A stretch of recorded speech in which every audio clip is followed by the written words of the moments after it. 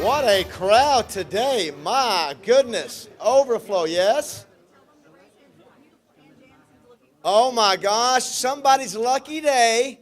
If you have an open seat beside you, Ann Jansen is looking for a seat. Look at the guys back here in the back.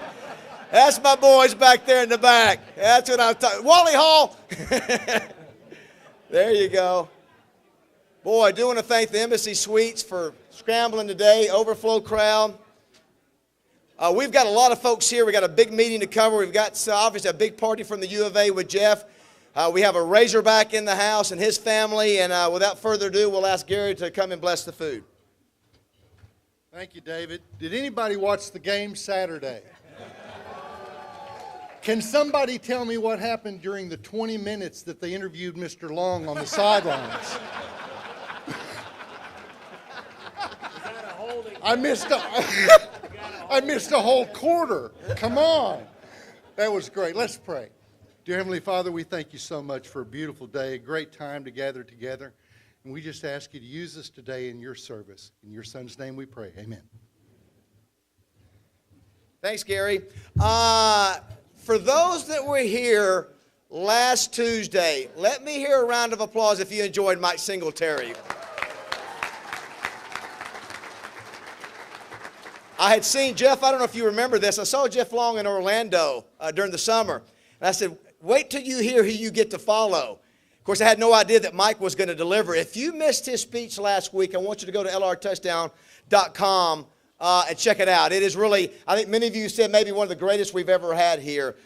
Very outstanding. So check that out. Also, next week, Charlotte Jones Anderson, back here at the Embassy.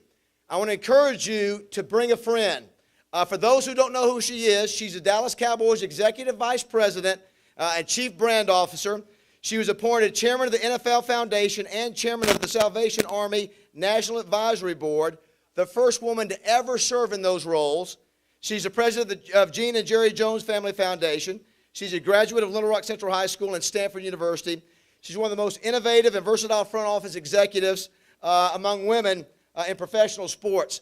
So if you've got a daughter, you want to be inspired, come listen to her. She is outstanding. Of course, next week we'll be going to, the Razorbacks will be playing in Dallas, and I'm sure she wants to promote that as well as the following Sunday the Cowboys play.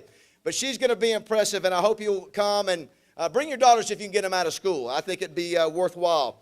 I also want to encourage you, if you have not joined up, please join the Touchdown Club. What a great crowd looking out here. I know when Jeff comes down and we have our speakers come in from all over the country, I think Dave Wannstedt said it, and Mark May is like, man, you guys have great crowds down here. So continue to come. Upgrade so you can be a member of the National Football Foundation or Arkansas Sports Hall of Fame. Doesn't cost much to do that. Our numbers continue to rise, and we want to be able to vote our Kansas into the College Football Hall of Fame and Arkansas Sports Hall of Fame. I do want to thank our sponsors, Twin City Limousine, Dell, and Popeye. Thank you for always doing a great job every Monday. Cranford, Johnson, Robertson, Woods. Thank you, Richard McEwen. We're getting ready to kick off our Cliff Harris Award promotion here in just a few weeks. Speaking of a great weekend for Cliff Harris, man, it certainly was down in OBU this weekend. Also, Little Rock Convention and Visitors Bureau, if you'll see on your tables there, you see the promotion for December 21st. It's the SEC and Big 12's Women's Basketball Challenge at Verizon Arena. We get a chance to go out and support Jimmy Dykes in the Arkansas ladies team versus Oklahoma. You also have Gary Blair in Texas A&M versus Texas. And I didn't know the head coach of Texas is a Benton grad. Benton High School, also a UALR alum.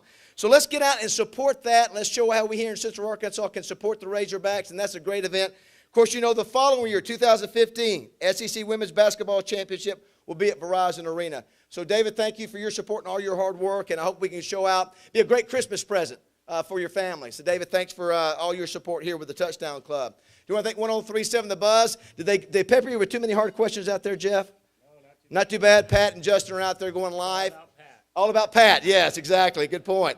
Do thank 1037 The Buzz. Epic Health. It is Men's Health Awareness Month. Go get a free screening at Epic Health, guys. Don't put it off. Get your prostate checked, guys. Hate to say that, ladies, we got to throw that out there. Just got to do it. Used to be don't even talk like that, but here at the Touchdown Club, we're all sort of together anyway, right? We can say those kind of things. So go get checked out at Epic Health if you can, and do thank them for being a sponsor. Wright, Lindsay, and Jennings, I do want to thank Judy Henry for being the host for Mike Singletary last week. Mike was impressed with what Wright, Lindsay, and Jennings does, both for sports, business law, you name it. By the way, if you missed it last week, we'll mention it when Leroy Jordan comes in with Cliff Harris. There are 4 Cliff Harris finalists that made NFL rosters. Our winner, of course, Pierre Desir, made it with the Cleveland Browns. So that's exciting, and if it weren't for Wright, Lindsay, and Jennings sponsoring that, we could not have got the Cliff Harris Award off the ground, so thanks to them. I also want to thank Crane Automotive. Drew and the gang are here. Thanks so much for always being here and being supportive for what you guys do. Go by and see one of their great dealerships. Tell them you remember the Touchdown Club, and they'll take good care of you over at Crane Automotive. Also want to thank the Arkansas Democrat-Gazette. It's been great to have Wally and the gang involved with us since day one. Wally, thank you so much. Next week begins high school awards. Not today. I thought we were going to have our first honoree this week. It will be next week. But thank you to the Arkansas Democrat-Gazette. And George Macris, the CEO of Simmons First, and Adam Mitchell, the Little Rock Community President. Thank you both for your effort and support. I'll tell you, I don't know if we could have started the year with 4 better speakers than we've had. I'm telling you. And we got more to come. And thanks to Simmons for raising the bar. Let's give them a round of applause. Go by there and give them some of your business, or let them try to get some of your business. I bank there, and you guys do great business and certainly have helped raise the bar for the Little Rock Touchdown Club.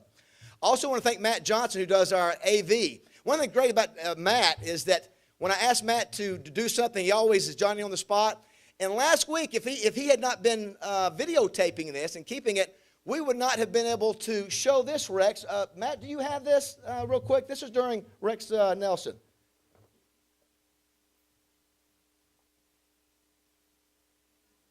That's all right. It's coming. It's worth the wait. It's worth them. I'm dark, but not quite that dark. Come on.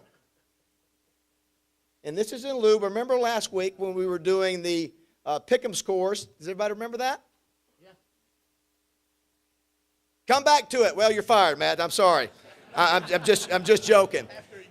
Do want to thank Dwayne Duncan, who does our photography. Make sure and thank him next time you see him, and make sure and get all your pictures, you 50-yard line members who are getting your pictures with our guest after each meeting. Also do want to thank the embassy for doing a great job today and scurrying around and throwing out extra tables and getting extra food. RJ Hawk is doing our social media for those who do social media. At LR Touchdown Club is our Twitter handle. I know Jeff does that, is active with that, and appreciate his support. Hashtag LRTDC. Website is lrtouchdown.com. Our check-in ladies who do an amazing job. Thank you, ladies, so much for doing that every week. Free of charge. Debbie Wyman, boy, you're doing great work here today. All of you are getting to know Debbie a lot better. Thank you, Debbie. And I'll tell you what I'm going to do. I'm going to go ahead and do this real quick. I do want to acknowledge some special guests. Listen, when we have people coming here, I want to acknowledge them. One of a good friend of mine who's running for Arkansas Attorney General, Leslie Rutledge. Where are you? Let's give her a round of applause. Leslie, glad to have you here. Every time we have a guest speaker, Leroy Jordan has already requested it. On a Sunday night, when we get him in on Sunday nights, we take him down to the butcher shop, and Al Watkins takes care of them with the biggest steak you could ever imagine. Let's welcome Al Watkins. Where's Al at? Stand up, Al. Let's give you a round of applause. He does that free of charge, stays open late. Who was the coach? It was John Robinson who was cussing up a storm while he was eating the steak. Yeah, that was awesome. I'm going to go ahead. The steak, that is. I tell you what I'll do too. Rex, I'm going to wait to introduce these other special guests and let you give our weekend recap. Everybody, it's going to be a good one. Rex Nelson, everyone. Thank you.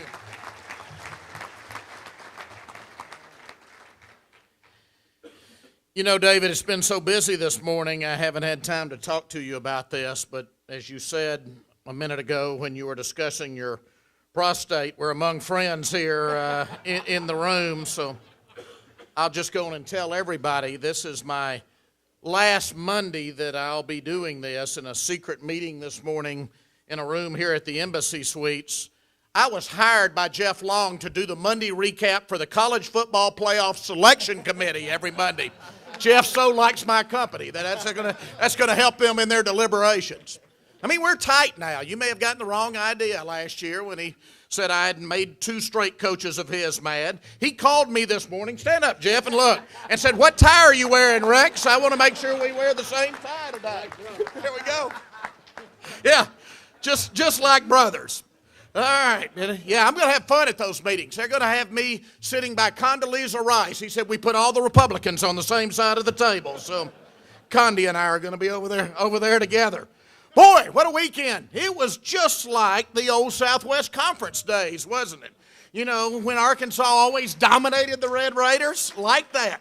Like that. Talked to Wally earlier. He had not been to Lubbock since the Southwest Conference days. He said the only difference he noticed, they had added one more Walmart to Lubbock. So happiness is still Lubbock, Texas in the rearview mirror, just so you know. But man, Arkansas, 16-2 in games played at Lubbock, losing only in 1966 and 1991. Hogs go to 29-7 overall against Tech. Lots of highlights. We'll hit on them quickly. Jonathan Williams, Alex Collins combining for 357 yards, 6 touchdowns rushing, 212 yards, 2 TDs on 27 carries for Collins, 145 yards, 4 TDs on 22 carries for Williams. Brett Bielema gets his first road victory at Arkansas. Arkansas gets its first non-conference road victory since that 38-28 win down at Texas way back in 2003. And they dominate the time of possession. Did you look at that stat? 40-39 to 19-21. 40-39. I mean, that's old school football. Williams, the first hog to rush for 4 TDs since Darren McFadden did it in 2007. Collins, the first hog to rush for 200-plus yards since McFadden did it in 2007. Arkansas's 24 rushing first downs were the most since a game against Oklahoma State in 1969. I mean, the great stats just keep coming. Texas Tech also had come into this game with a 26-game home winning streak against non-conference foes. That dated all the way back to September of 2002 when current coach Cliff Kingsbury was the quarterback. So big weekend for the Hogs. Congratulations to them. Elsewhere, Arkansas State falls 41-20 at Miami.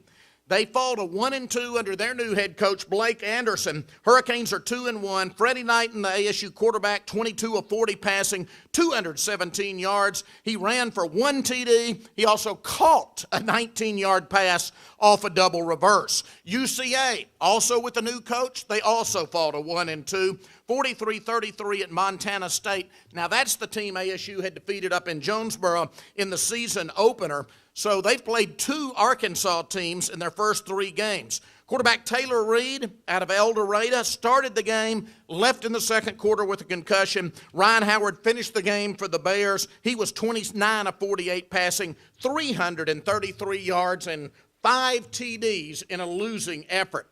Henderson wins its 25th consecutive regular season game. They go down to Thibodaux, Louisiana, and they beat the team Arkansas had defeated a week earlier. First time for Arkansas and Henderson to play common opponents since 1941. I imagine Jim Rasco was at both games, he'll tell us. 1941. When they both played East Central University out of Oklahoma. It was the 3rd victory in school history for Henderson over an FCS school. Kevin Rogers, you're going to hear a lot about him. 23 of 35 passing, 165 yards. Former Auburn quarterback Kyle Frazier comes back home to Arkansas. You remember he's out of Springdale, Shiloh Christian. Makes his return to Arkansas as Ouachita's starting quarterback. Tigers opened their new Cliff Harris Stadium, as David said, 28-7 over Southern Nazarene. Frazier was 19 of 30 passing, 209 yards and 2 TDs. Ouachita wins its season opener for an 8th consecutive season. Harding goes to 2-0, coming up with 5 interceptions, 45-7 over Northwestern Oklahoma. East Central Oklahoma, that I mentioned, got a touchdown with just 47 seconds left to upset Southern Arkansas 47-40. They go to 2-0. SAU's 1-1. Southwestern Oklahoma overcomes a 23-7 fourth quarter deficit. They beat Arkansas Tech 27-23. The winning points in that one, unfortunately for the Wonder Boys, come on a 63-yard interception return. Both those teams 1-1, and Southeastern Oklahoma gets a field goal just as time expires to depress the Boll Weevils 52-49 as as UAM drops to 0-2. And Division III Hendricks, remember they started back football last year for the first time in decades with Jim in attendance. Hendricks moves to 2-0 with a 24-14 victory over Bacone. So congratulations to the Warriors there. Now let's get to the SEC. Y'all were, this was the clip I bet you were going to play. Y'all were counting the old ball coach out, weren't you? Was that it? Hold on, wait a minute. I asked you, go ahead, throw it out there. You got it? Got it now, Matt? Let's see. Here we go. And I'll get going again. Here we go. You give up? You're kidding me.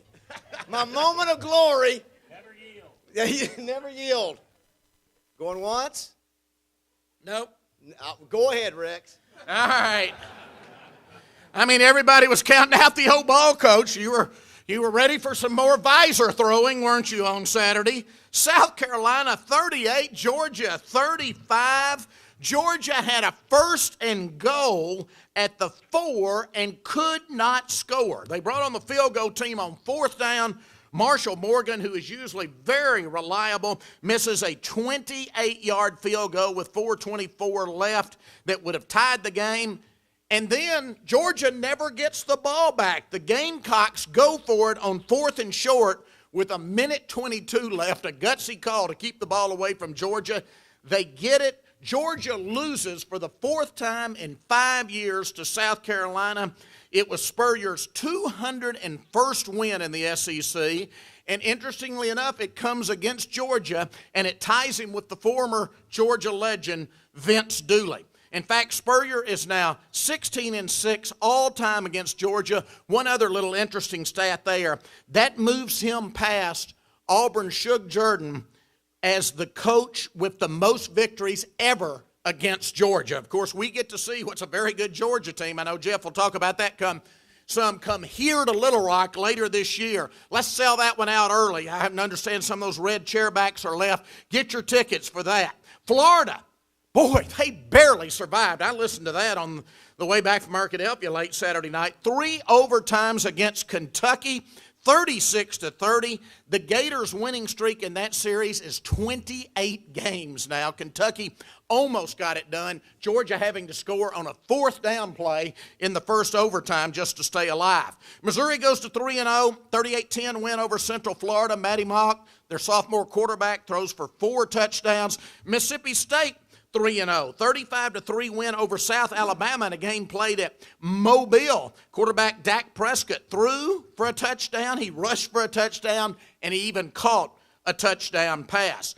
Vanderbilt wins for the first time in 3 games. They score with 1:08 left to survive UMass, 34-31. LSU goes to 3-0, 31-0 over ULM, Louisiana Monroe. Warhawks had just 93 total yards in that game, just 6 first downs. Tennessee falls 34-10 to Oklahoma. Trevor Knight passes for 308 for OU in that game. 7th consecutive win for the Sooners. They're rolling.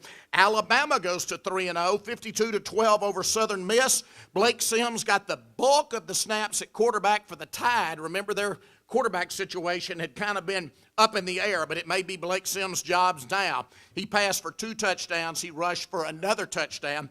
And Ole Miss goes to 3-0, 56-15 over Louisiana Lafayette in Oxford. Bo Wallace, their senior quarterback, threw 14 consecutive completions to start that game. He finished 23 of 28 passing, 316 yards, 4 touchdowns. Rebels had 554 yards of offense, and Texas A&M playing an old Southwest Conference fold too. They roll by Rice 38-10, and the Aggies also remain undefeated. All right, this week, David, maybe we can refilm you now, raising your hand. Florida goes to Alabama. Anybody like Florida to roll in there and pull the upset? I'll do it again. So we get on tape again. Roll tape. There we go. Maybe it'll work next year if they do. I think the chances are better of Will Muschamp literally exploding on the sideline with those veins that come out of his neck than it is of Florida winning the game. Auburn is at Kansas State. That's a Thursday night game. Troy is at Georgia. Mississippi State at LSU. Anybody? Here's another chance.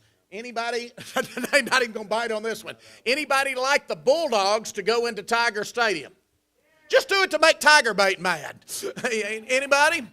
Can't get anybody. Well, I was going to give you a free weekend in Stark Vegas if you picked that one and got it right.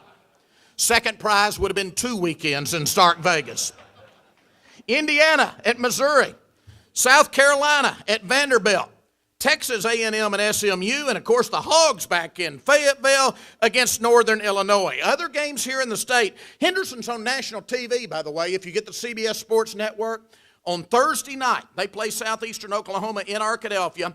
Utah State's at Arkansas State. Missouri State's at UCA. East Central Oklahoma's at Ouachita. Southern Nazarene is at Arkansas Tech. So games in Fayetteville, Jonesboro, Conway, Arkadelphia, and Russellville. Please get out and see a college football game this weekend. Thanks, everybody.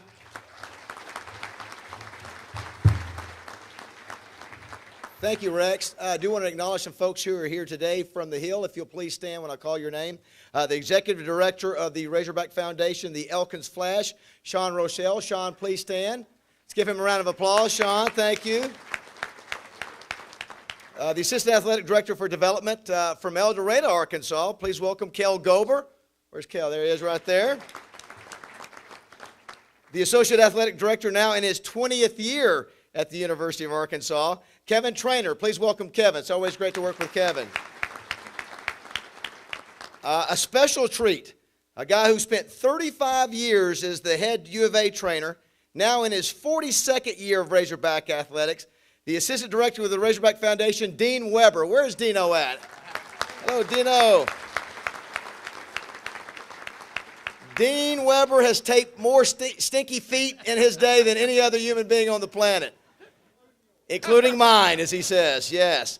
I did see that Fletcher Lord, Tom and Patrick Schick are guests. Oh, Tom and Patrick, thank you for your support of the Brules Award. Fletcher, glad to have you here as well.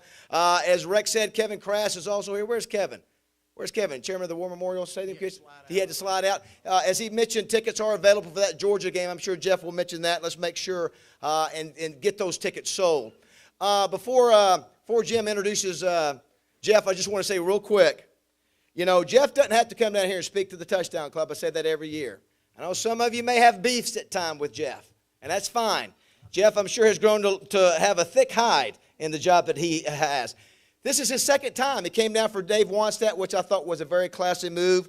And we appreciate the fact you come down here, Jeff. We appreciate that you respect our club and come down here every year. You know, I helped get that club up in Northwest Arkansas started, and Bo is doing a great job with that group, and they're getting better. But even Jeff has acknowledged there's something different about this club. We've been around a little bit longer, and I think that says something for our club, and I appreciate that Jeff recognizes that. I did want to share one other thing real quick. A lot of people talk about, well, Jeff's got this other job now as chairman of the football committee, and well, I just want to let everybody know that when I played football for the Razorbacks, my athletic director was never around on the weekends. Never saw him. Didn't see him Thursday through Sunday because you know why? Frank Broyles was doing college football with Keith Jackson. So for those who say you can't do multiple things, I'll just go back to where Coach Broyles did a pretty good job with us while he was taking care of, and boy, was he good on TV. So, Jeff, I just want to say thank you as always for coming down here. I'm excited about what you're going to share about the Ekman family. And Danny, Michelle, and Megan, thank you so much. We feel honored to have you here again. We feel like you're part of our family.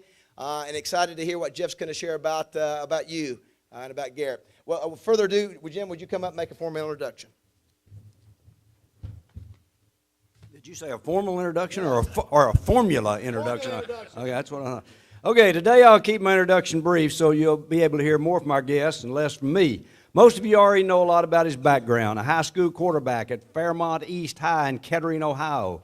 Then to college at Ohio Wesleyan, where he earned his degree in economics and picked up 4 letters in football and 3 in basketball. And now, hot off the presses, here's an excerpt from a game write-up in the Cleveland Plain Dealer.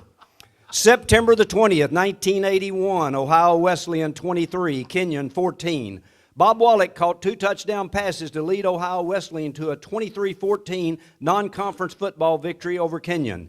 Jeff Long threw an 11-yard pass to Wallach in the second quarter and a 17-yard bomb in the third quarter for Wallach's touchdown. What an arm.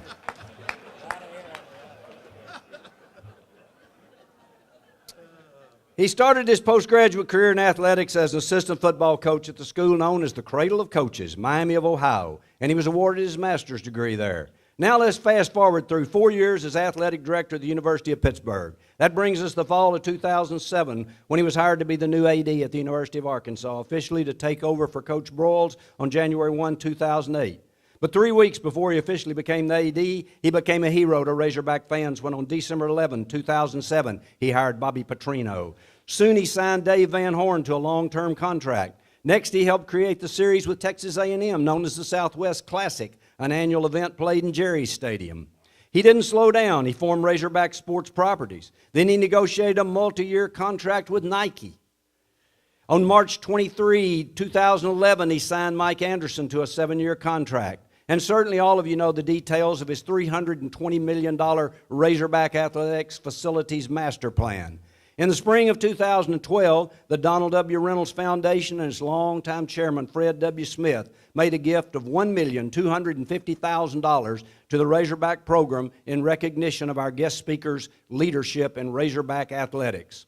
Then on December the 4th, 2012, he hit another Grand Slam home run by hiring Brett Bielema as the 32nd head football coach of the Arkansas Razorbacks. And just as importantly, he made sure that the budget included enough money to entice a top-flight group of assistant coaches to work under Coach Bielema. Last fall, he presided over the dedication ceremony of the $40 million Fred W. Smith Football Center. And as each and every one of you is aware, last October, he was selected to serve as chairman of the 13-person College Football Playoff Selection Committee. So he's come a long way in the past 33 years since he wore number 7 and played quarterback for the Battling Bishops of Ohio Wesleyan University. You know him as the Vice Chancellor and Director of Athletics, University of Arkansas. Please welcome Jeff Long.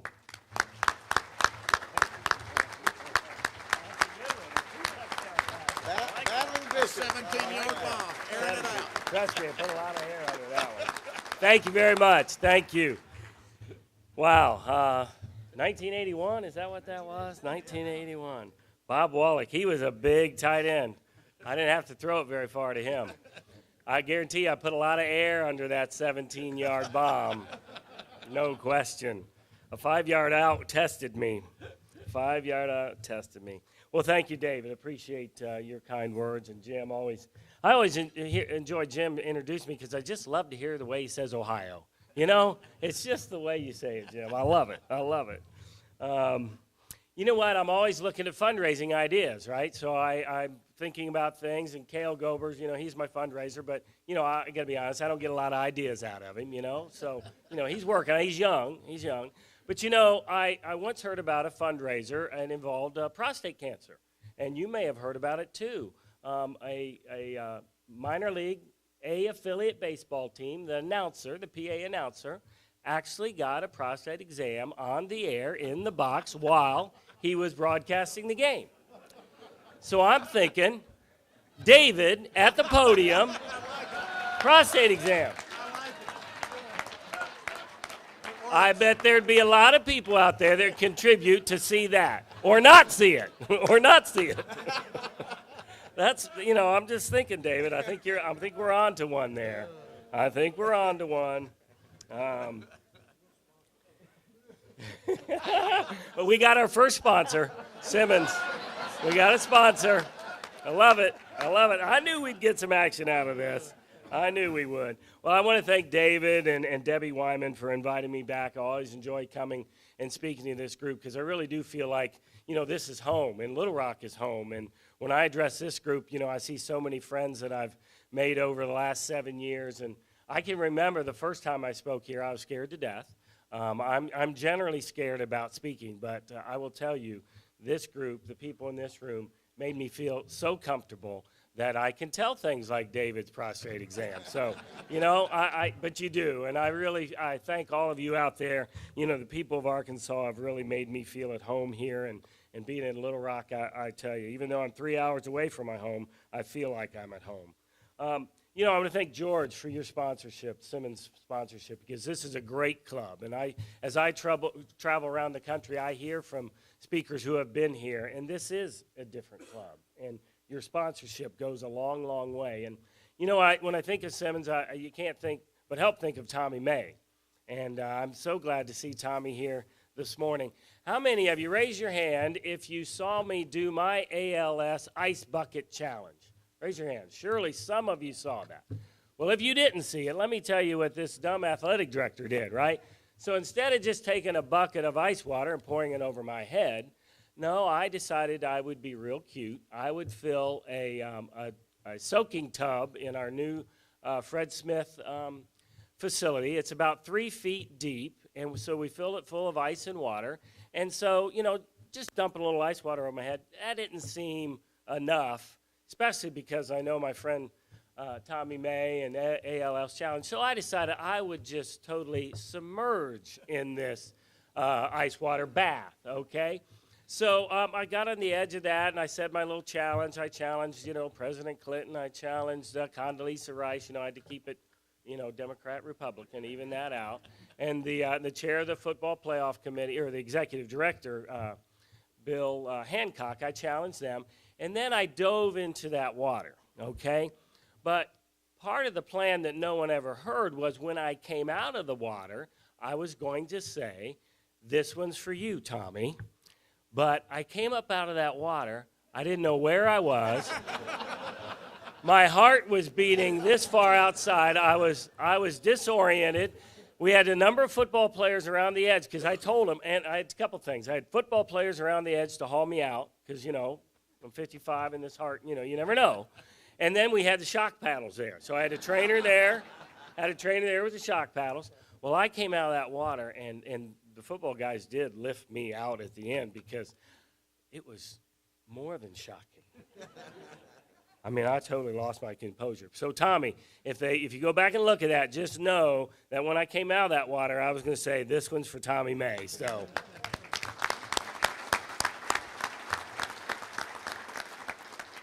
well, this club, certainly has a stellar reputation around the country. All of those people that speak here, go out and talk about it. I wish I could say the same thing about Rex Nelson. He doesn't have a stellar reputation, okay? My friend Dave Wanstead called me after it. He goes, who was that guy, Rex? I go around, they want to know who Rex is, So, Rex, I have a hard time explaining what you are and who you are. But as Rex mentioned, I'm the chair of this college football playoff selection committee. And, the first year we've done a lot of work putting in a lot of the processes and the policies and how we're going to go about everything. And one of the things we had was a recusal process. And there's lots of people that have probably heard about the recusal process. If you're directly affiliated to a university, like me at Arkansas, I'm paid by Arkansas, I'm recused from any discussions about Arkansas. So again, I'm always thinking of ideas. I'm thinking how that recusal process could work in other parts of my life. So, I came up with a great idea. I came up with this idea that I would pay Rex $1. So we're now affiliated. Anytime Rex speaks, I get to recuse myself and leave the room.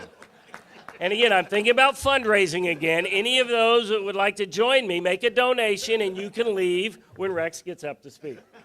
Is that a good policy?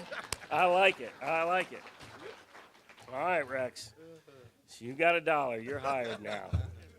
All right. Let's see. Oh, well, you also know, if you follow the college football playoff, you also know there's a new trophy. A lot of controversy. There was the crystal ball, and they created a new trophy. But before they got very far in that planning, I suggested to Bill Hancock, the executive director, I said, look, I know a man who knows everything about trophies.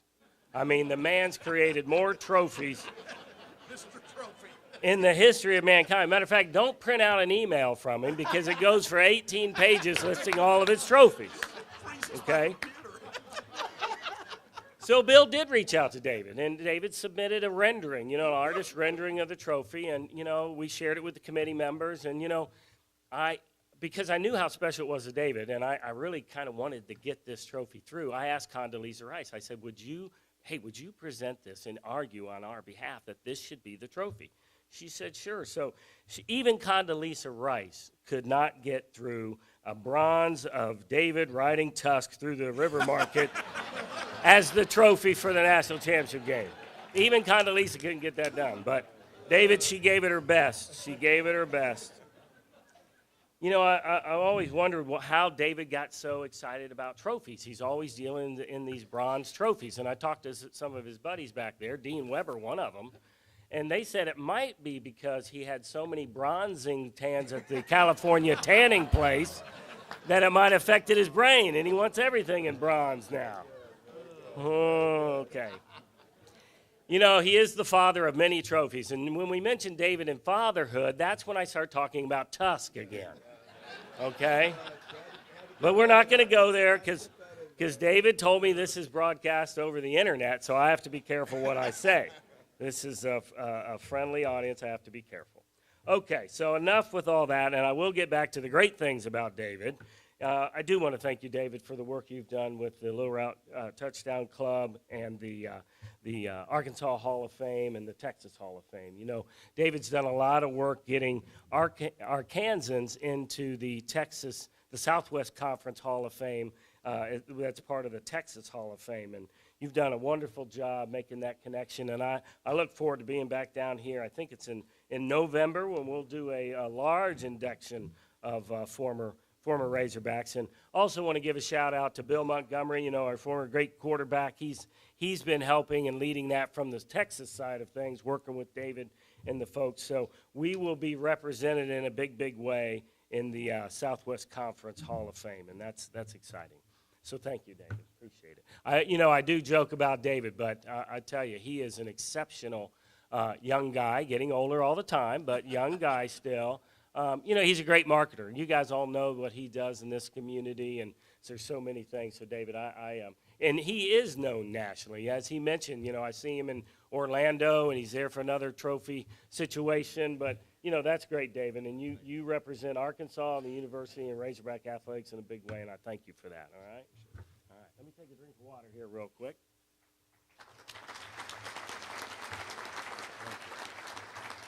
All right. Well, I do have some special guests with me here today, and we're very excited about these guests. And you may all remember that we had a real tragedy in the Arkansas family and the football family a few years ago when Garrett Ettman passed away following his last game playing here in Little Rock. And the Ekman family are just wonderful, wonderful people. I'm so blessed. They say great things come out of tragedies, and I know this for me personally.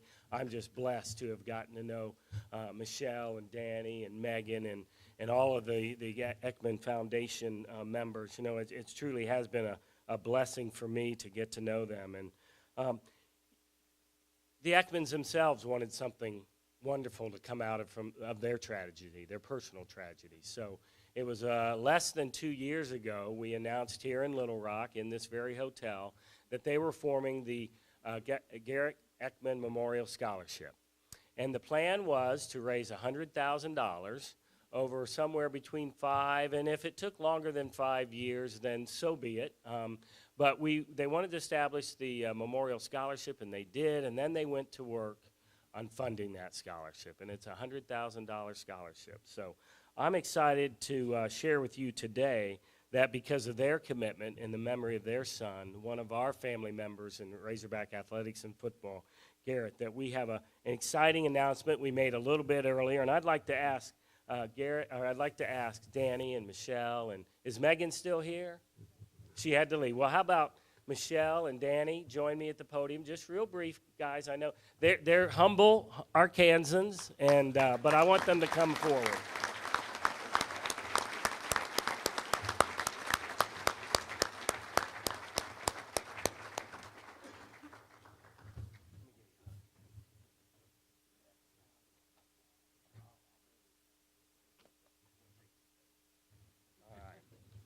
Well, again, in less than 2 years, the Ekmans went out and raised $100,000.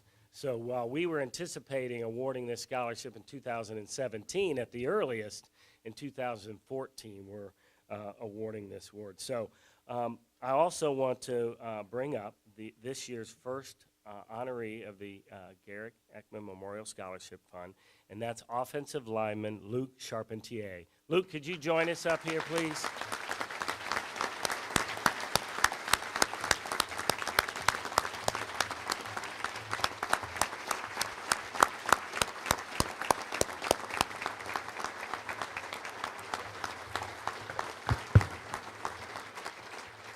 This award of this scholarship is even more special because Luke was a close friend of Garrett's, and they were roommates at the university. And Luke plays offensive line, and many of you probably saw him play on Saturday. I think his first 4 plays were 4 touchdowns, I think, for Luke.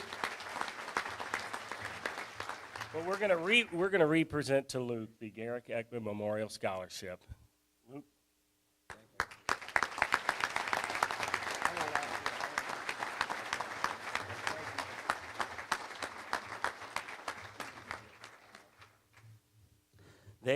They're part of my family now, and I'm blessed to be part of their family, and we so much appreciate all they've done. You know, they were a little nervous less than 2 years ago making that commitment to raise $100,000 and to do it in less than 2 years is just truly, truly remarkable. Okay, how about those hogs, huh? All right. Well, it was obviously it was a great trip to Lubbock, Texas. It was only my second time there, and you know I like those sentiments. The best thing about Lubbock, you see in the rearview mirror, Rex. I'll give you that one. But we got out of there with a convincing win, and you know one that our program needed, and one that Coach Bielema is working very hard to achieve. And you know I think of this team. You're now seeing Razorback football under Brett Bielema. You're seeing the first test of how he likes to play the game and how he likes to win the game. The dominance on the offense and defensive line were apparent. The ball control that we had was just incredible. So I think, again, that we're on the way to seeing something very special about Coach Bielema and his teams. You know, we often talk about what are all the things that go into place to make a great team. And I will tell you a lot of things that go into place are behind the scenes that fans don't ever see. There are things that don't happen on the football field. There's things that happen with that coaching staff and those student athletes off the field. And I can't tell you the job that Brett Bielema and his staff has done to build our program. He's taken a team GPA probably somewhere in the 2.3, 2.4 range, and in a year and a half, he has it over a 2.7, almost a 2.8. That's a GPA improvement. Yeah. You know, we have tutoring sessions for our student athletes, and it's no longer just geared at young men who are trying to remain eligible. Matter of fact, you guys have heard me talk about how we've changed that culture. We don't talk about eligibility. We talk about graduation. We talk about graduation. And when you do that, you raise the expectations for the young men in your program. And Brett has certainly done that. He's built the program with discipline and accountability that runs throughout the football field and behind the scenes and academically.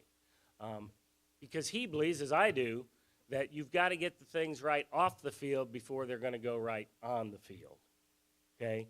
So he's made that commitment. The thing I love about Brett Bielema is he is a player's coach, but yet he has discipline, accountability in his program. He treats his student athletes as adults and has high expectations for them, both football and in academics. You know, we have a tutoring program, as I started to mention, and it's not just for young people staying eligible. It's if you're a 2.5, you want to be a 2.8, a 3.2 to be a 3.4, 3.5 to be a 3.8. So we're assisting these young people throughout their program, no matter what they're studying and no matter what the GPA is they want to achieve. And there's a difference there. And so Brett has bought into that philosophy. He had it before he got here. If you look at his Wisconsin teams, you look at the academic credentials, you look at the discipline and accountability, you look at the student-athlete conduct he had at Wisconsin, and he's implemented here at the University of Arkansas. You can see the things that are building a great program. We want to build a program that remains successful year after year. We're not there yet. We have work to do, but I can tell you that it is happening behind the scenes, and you're just starting to see it on the football field. We have a long season in front of us. A number of those teams that we play are ranked in the top 20. All you have to do is go to the newspaper and see who we're going to face in the coming weeks. But I'll tell you, no matter how successful we are this year in wins, the program is being built. And it's being built the right way, with the right kind of young people in the program, with the right kind of expectations and accountability in the program. You will be proud of the student athletes in our football program and throughout Razorback Athletics for what they do on and off the field. That is my commitment to you. You know, we've had a great stretch here of student athletes not getting into trouble. Now, we all know, I'm going to knock on wood because something could happen tonight with an 18 to 22-year-old, and you know what? But I want you to know, when that happens, and it's undoubtedly, it will happen at some point, I hope you have the assurance and knowledge that your athletic program is going to handle that the right way. We're going to do the right thing with the young person that makes that mistake. You know, we do have young people that make mistakes, and when we do, you know, I believe in second chances. But what we've said in here before is isn't going to be a third and a fourth and a fifth chance. They have a responsibility to all of us in Razorback Athletics, all of you that support our program, all of you that donate to the foundation and buy tickets. They have a responsibility, and we instill that in these young men. And again, Brett Bielema is just incredible in that. I want to digress just a little bit to also say, you know, Mike Anderson has done just an incredible job with our men's basketball program as well. And thank you.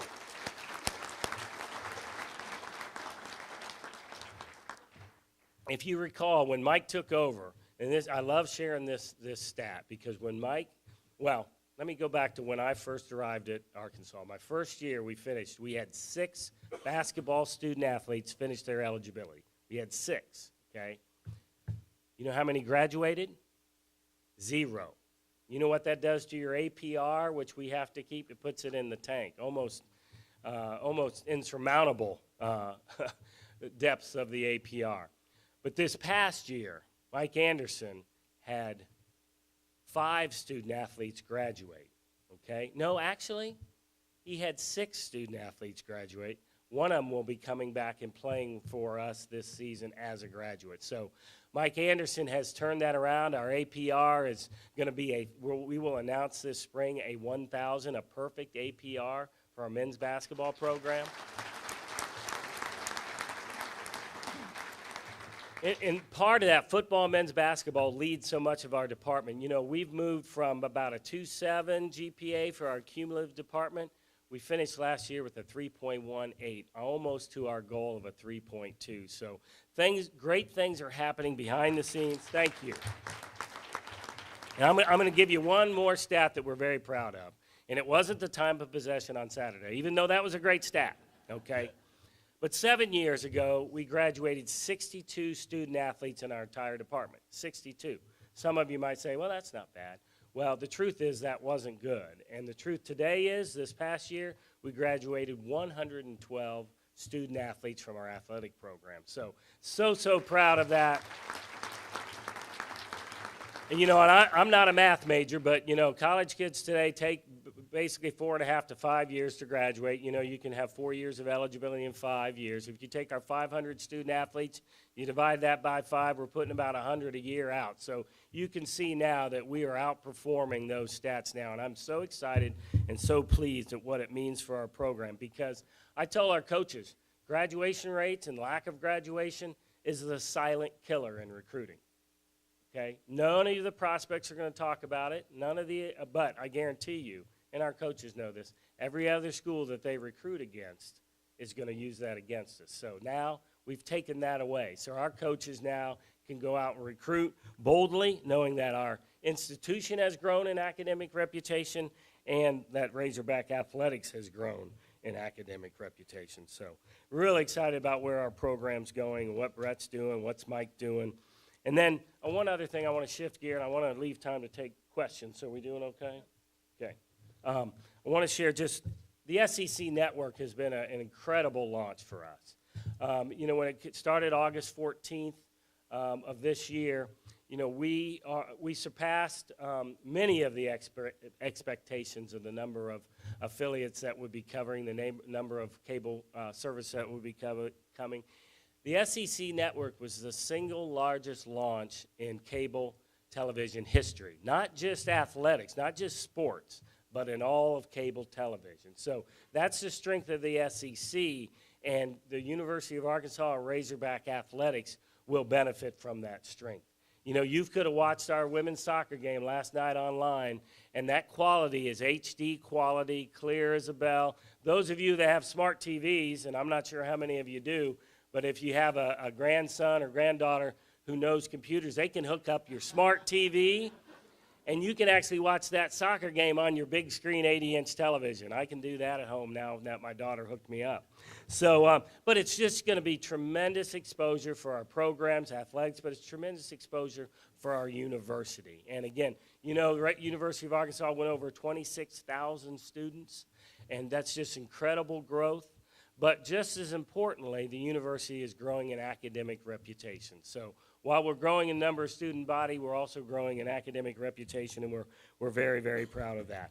As you mentioned, as someone mentioned, it might have been Rex, you know, I do have this supplementary job. It is the chairman of the college football playoff selection committee. But I want to make sure our Razorback fans know there's nothing more important to me than my job as Vice Chancellor and Director of Athletics at the University of Arkansas.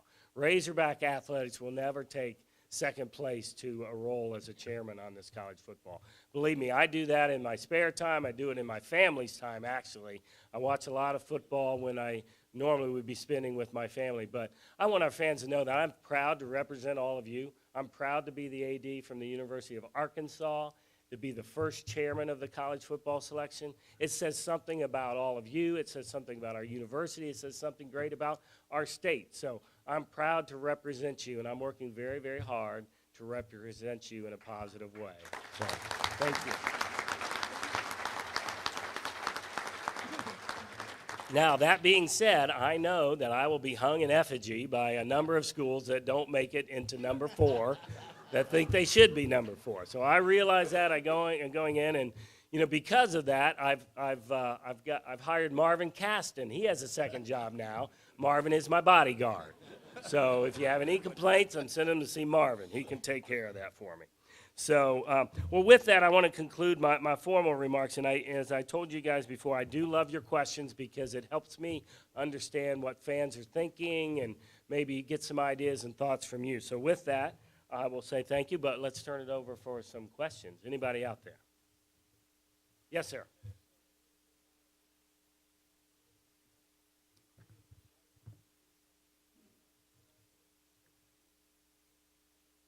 Yeah, the question's about Jimmy Dykes, and we're excited about having him coach our women's basketball team. And how did that come about? Well, really, truly, it came about when Jimmy gave me a call when we were over at the men's basketball tournament.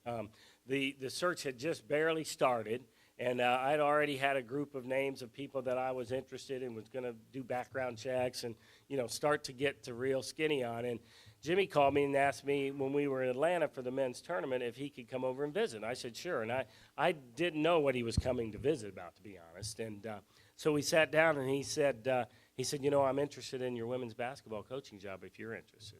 And, you know, I was surprised, you know, shocked, hadn't thought of Jimmy in that regard. And I said, well, Jimmy, you know, I started the process, and, you know, I've already got some appointments set up. I said, I want you to think about it because it's a big change for you. I said, you know, you're one of ESPN's hottest properties, and I know that because of our relationship with ESPN.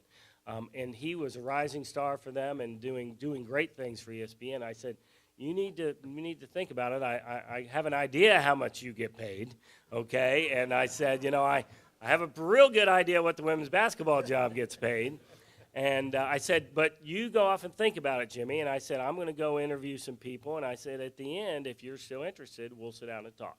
So that's what we did. We went on our search, met with a number of candidates across the country, and then called Jimmy. And I'll be honest with you, I really thought Jimmy was going to say, you know, after thinking about it and really sitting down with my wife, Tiffany, that, you know, we've decided this is probably not something we want to pursue. But I got the opposite. He wanted to meet with me. He wanted to meet with me right then. He was by far the most prepared coach we interviewed. He won the day without question. And I did have a small committee that I had with me that had male and female and ethnic minority, and so we had our bases covered in that regard.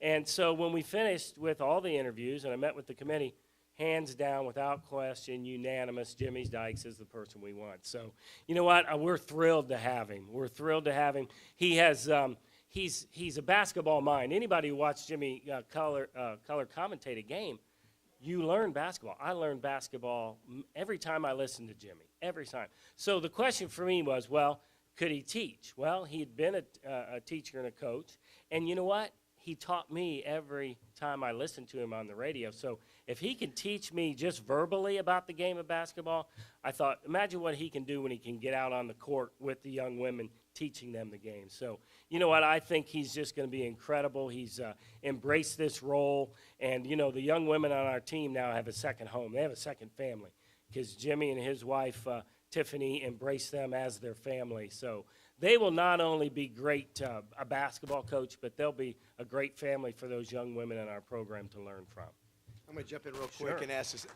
Jeff, could you share your thoughts about the importance of selling tickets and getting the Georgia game sold out? Yeah, obviously, you know, selling tickets is the backbone of our program, and, you know, that's where the revenue funds come from. You know, we're fighting a battle. You know, television has really had a great positive impact in funds, in revenue generated, but still the backbone of what we do is ticket sales, and ticket sales put fans in the stands who give us that home field advantage. That's what we want from our fans. We want that home field advantage in Little Rock. And you know what? Georgia's a very, very fine football team, you know, and they could have been undefeated. Now, they lost last week, but I'll tell you, they're an outstanding football team. And we still have a number of tickets yet to sell here in Little Rock. So we need to pack the house. We need to make it the War Memorial Stadium that we all love, and we need our fans to come out and support us. So, yes.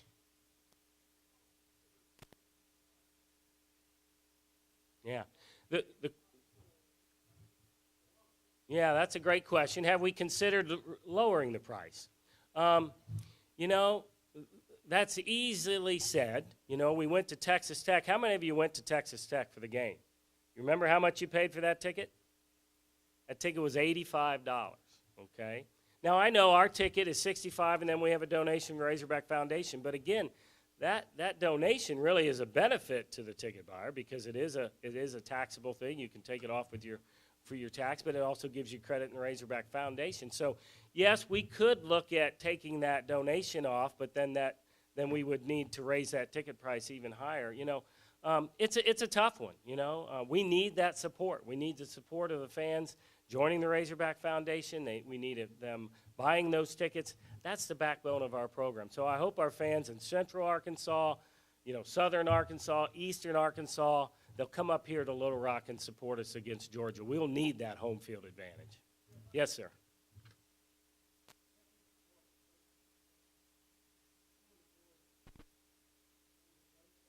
Mm-hmm.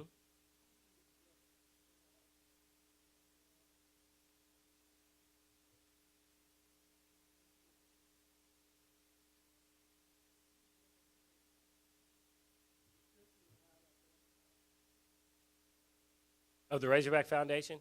Yeah, the Razorback Foundation, Sean Rochelle could come up and answer that better than me, but the Razorback Foundation is solely there to support intercollegiate athletics. All the money raised there goes towards scholarships, goes towards outfitting our teams, and those funds come directly to athletics through a number of projects. They go to our capital projects, you know, and we're in the process of finishing 3 additional projects. You know, we now have the Fowler family baseball and track facility that the Wallace and Jamma Fowler family made a wonderful contribution.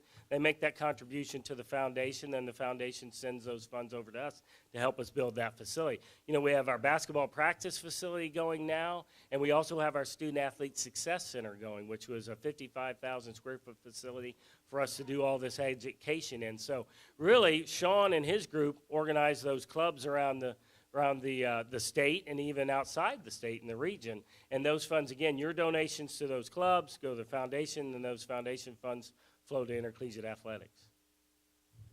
Anybody else? Yes, sir.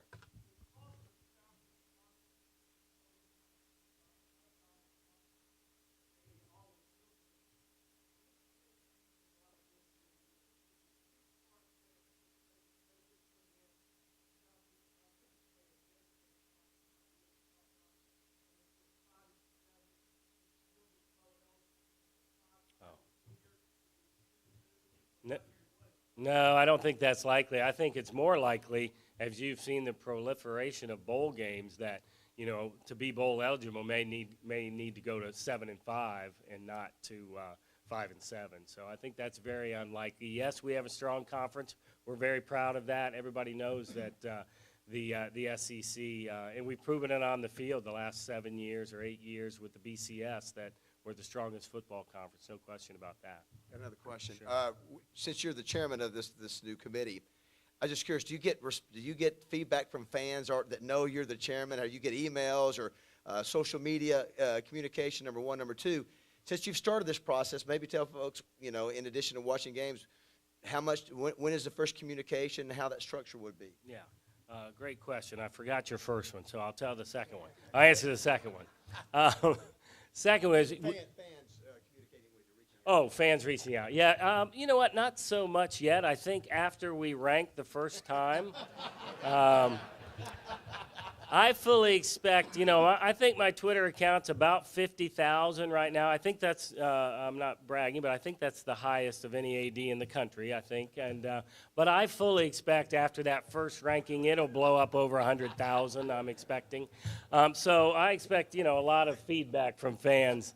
But we do our first ranking October 28th. It'll come out on a Tuesday evening, and I will sit with, I think, Reese Davis from ESPN, and will drill me with questions after the ranking comes out, and I'll try to explain why we put teams where. But that'll be October 28th, a Tuesday, and then we'll meet every week from that point on through the rest of the season in Dallas to rank teams. And we will rank teams face-to-face, all committee members there present in the room, and we will go through a balloting process. I think most people think we all bring in our top 25 and then we add up the numbers and we come up with a composite top 25. Well, that's not how we do it. We do it like the men's basketball committee. We'll take a group of 6 teams. We'll evaluate those teams and we'll come out with 3. And then once we have those 3, we'll rank those 1, 2, and 3 with a lot of debate and discussion in the room. The 3 that didn't get picked roll over into the poll, and we put 3 more teams in. We compare them against each other. So we do that all the way through 25. And like I said, on December 7th, Sunday at 11:45 a.m. Central Time, we will announce the Final 4. And then a couple hours later, we'll come back and slot in the other teams into the other bowl games that don't already have a contract with them. So we've got some more work to do after we name the Final 4. How are we doing on time? Anybody else? He's already had a chance. Anybody else? Yes. Do you think that rankings themselves ought to wait a few weeks into the season before they start? Yeah, the question is, do I think rankings should wait a few weeks? Yes. Our committee, we don't do a ranking until either the 8th or 9th week of the season for some teams. So we're actually in our protocol, I'm trying to think of the term, that we don't disregard the polls. We can look at them, but we discredit them if they start their poll with a preseason poll. So I don't think there'll be very many members of our committee really looking at those polls. I purposely don't. I know that Florida State's the number 1 ranked by everybody. After that, I have a general idea who's there, but I just don't pay much attention because I'm doing my evaluation off of the film and the games I'm watching. So I think that's a truer form for me. I know this. This will be the most scrutinized poll, but then also the most deliberated over poll in college history. We have 13 individuals watching all kinds of tape firsthand, whether it's through television games live or whether it's watching what we call coach's video, which is an end zone and a sideline shot of every play of any team in the country on Sunday morning. I have in a database to me. I can go watch any game that was played on Saturday and watch offense, defense, and kicking for any of those teams. So you can get through a game a lot faster when you're not seeing the time in between plays and you're not waiting for TV timeouts and whatever. You can get through a game very quickly. So, last question, just along those same lines. Of all those committee members, for those who don't know here, some of the names, are there names on there that even you're looking forward to, wow, that's somebody I've always looked up to or that I've always been impressed with their career? Well, absolutely. It's a distinguished group of people, and I'll tell this one, Pat Hayden is not much older than me, but I think Pat might be, I don't know if he's as tall as I am, Pat. But he was he was a hero. I mean, this guy played in the NFL. He was a Rhodes Scholar. He led USC. So to me, and again, he's only a few years older, but boy, did I look up to him. And then when I finally had a chance to meet him, I kind of looked him eye to eye. So I felt good about that. Well, thank you. It's always a pleasure to be here. I appreciate you so much. Go Hogs. Let's win. Jeff Long, everybody. Thanks, Jeff. Next week, Charlotte Jones Anderson. Bring a friend. Thank you. Great meeting.